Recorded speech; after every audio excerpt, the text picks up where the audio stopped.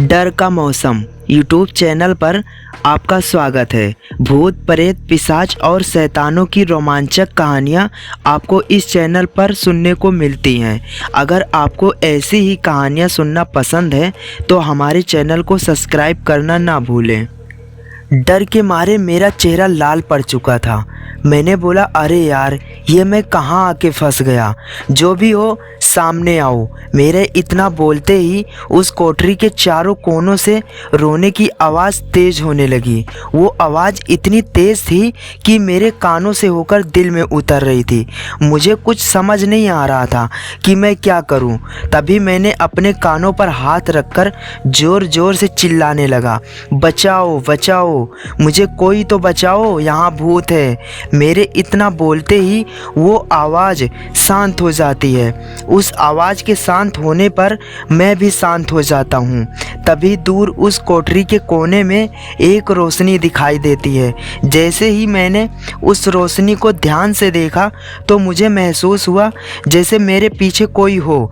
मैंने तुरंत पीछे मुड़कर देखा, तभी मुझे एक काला साया दिखाई देता है जो कि एक औरत का था। तभी मैंने उसे ध्यान से देखा तो वो हिल रहा था। थोड़ी देर तो मुझे कुछ समझ नहीं आता, फिर मैं धीरे धीरे उसके पास जाता हूँ और उससे बोला, कौन हो तुम? पर वो साया कोई भी जवाब नहीं देता। मैंने फिर एक बार पूछा, क्या नाम है तेरा? इस बार भी वो साया चुप ही रहता है। फिर मैंने उससे एक और बार बोला, मेरा नाम राजन है। बिना कुछ किए ही इन पुलिस वालों ने मुझे यहाँ बंद कर दिया। मैं इससे ज़्यादा और बोल पाता तभी वो साया बोलने लगता है। यही मेरे साथ भी हुआ था। मेरा कोई कसूर नहीं था, फिर भी मुझे जेल में बंद कर दिया गया। पर मैं अब किसी को नहीं छोड़ूंगी, सबको मार डालूंगी और इस काम में तुम करोगे मेरी मदद। तब मैंने बोला, मैं क्यों तुम्हारी मदद करूंगा? तभी वो साया फिर से बोलता है, क्योंकि तुम भी पुलिस वालों से नफ़रत करते हो और मैं भी। तुम भी इन्हें ख़त्म करना चाहते हो और मैं भी इनकी जान लेना चाहती हूँ। तभी मैंने उस साया से बोला, तुम्हें कैसे पता कि मैं पुलिस वालों से नफ़रत करता हूँ? तब भी वो साया बोला, मैं सब कुछ जानती हूँ। तब भी मैंने उससे पूछा, कौन हो तुम? वो साया ज़ोर ज़ोर से हंसते हुए बोला, मेरा नाम क्या करोगी जानकर? इतना बोलकर वो और ज़ोर ज़ोर से हंसने लगती है। पूरे जेल के अंदर उसकी हंसी चारों तरफ गूंजने लगती है। मैं कुछ समझ पाता और कुछ बोल पाता। तभी हवलदार जेल के सलाखों पर डंडा बजाता है और बोलता है, क्या बे बेवड़े, किससे बातें कर रहा है? मैंने बोला, उस औरत से। तभी वो बोलता है, कौन सी औरत? अबे जेल में भी तुझे नशा चढ़ा हुआ है। काल कोठरी के अंदर जाकर भी तेरा नशा नहीं उतरा लगता है। मैंने तुझे अकेले बंद किया है तो यहाँ क्या भूत से बातें कर रहा है? तब मैंने बोला, नहीं नहीं, मैं तो उस औरत से बातें कर रहा हूँ। तभी फिर हवलदार बोलता है, कौन औरत? वहाँ देखो कोने में बैठी है। इतना बोलकर मैंने पीछे मुड़कर देखा तो वहाँ कोई नहीं है। ये देखकर मैं पूरी तरह चौंक जाता हूँ और बोलता हूँ, अरे अभी तो यहीं थी, कहाँ चली गई?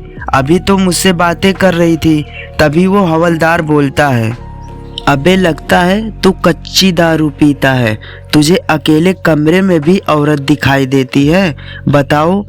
मैंने डरती हुई आवाज़ में उस हवलदार से बोला, नहीं, मैं झूठ नहीं बोल रहा। तभी वो हवलदार बोलता है, साले लगता है तेरी कच्ची दारू का नशा अभी उतरा नहीं है। सच बोल रहा है ना?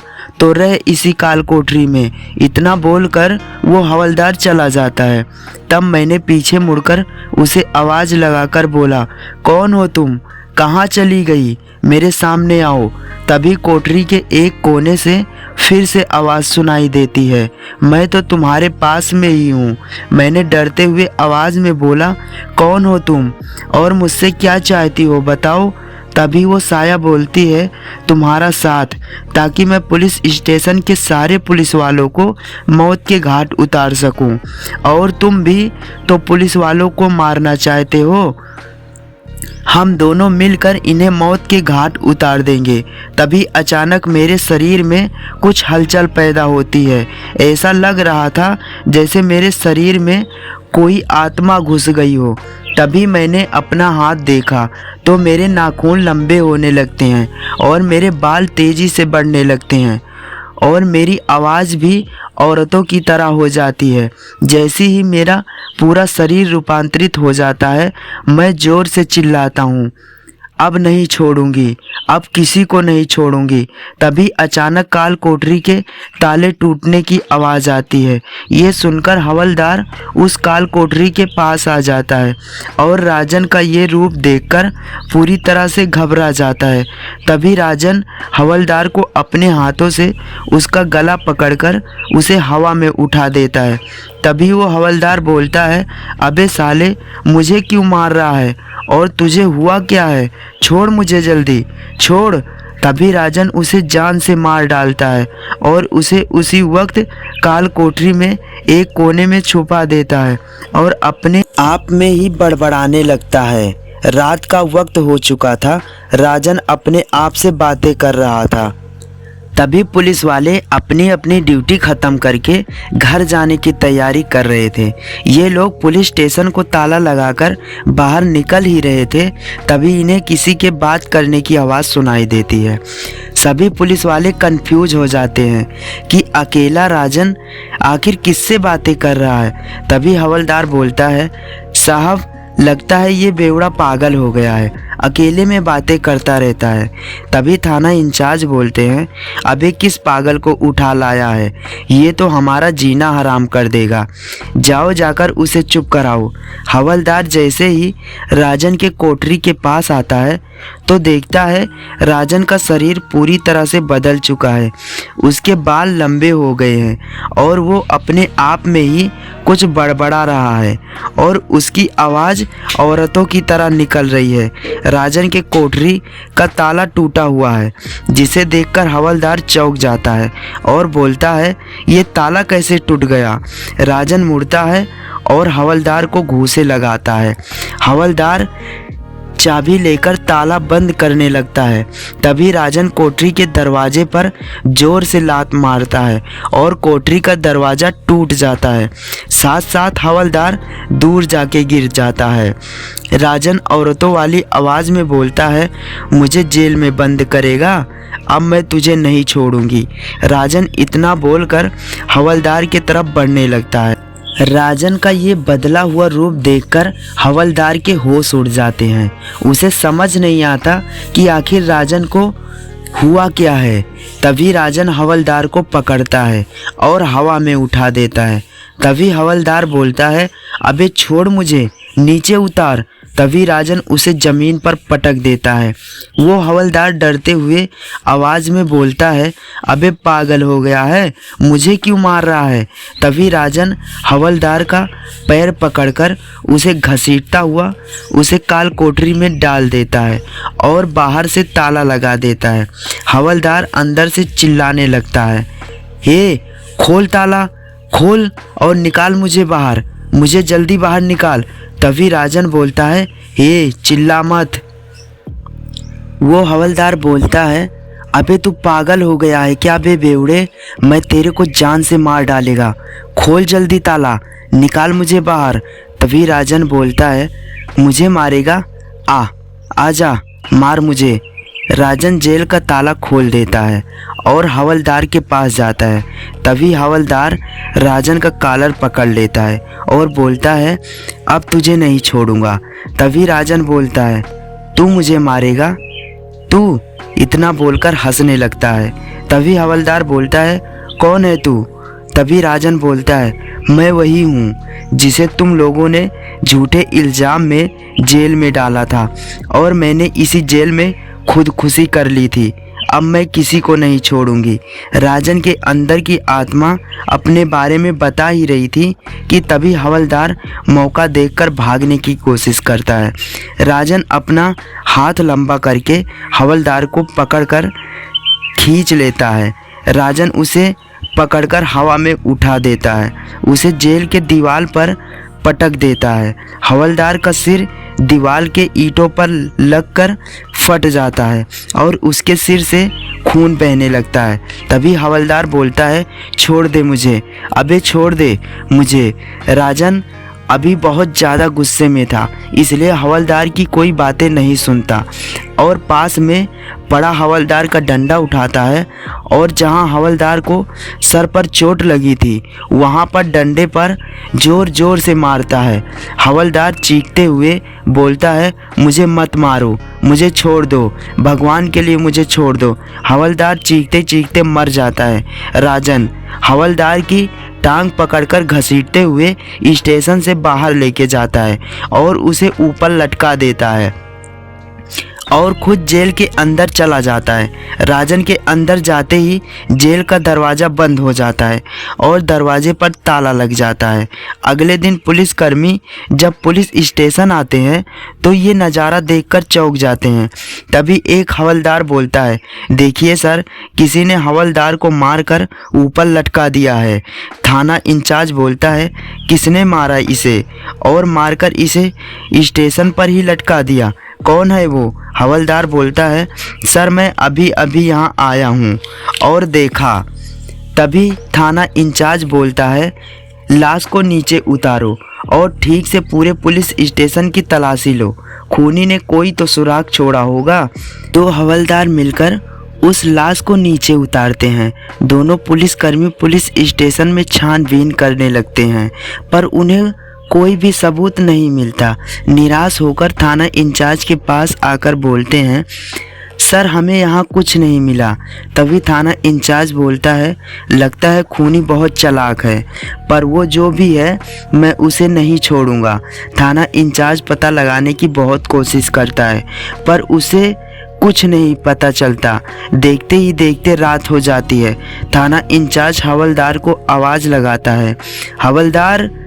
हवलदार आता है और बोलता है, हाँ सर, इस खाना को लेकर जाओ और राजन को दे दो।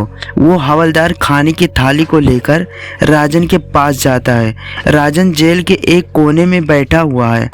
तभी हवलदार बोलता है, हे उठ ले, कुछ खा ले।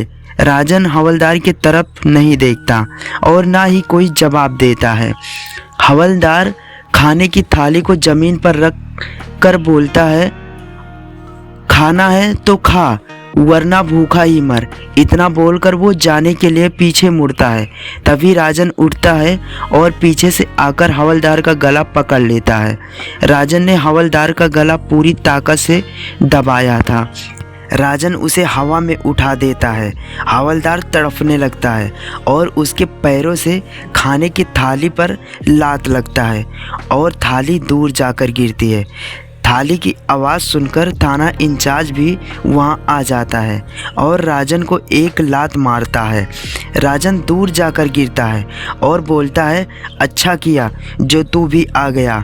थाना इंचार्ज इससे पहले राजन को नुकसान पहुंचा पाता उससे पहले राजन ने दरवाज़ों में से एक लोहे की राड तोड़कर थाना इंचार्ज के पैरों में गाड़ देता है।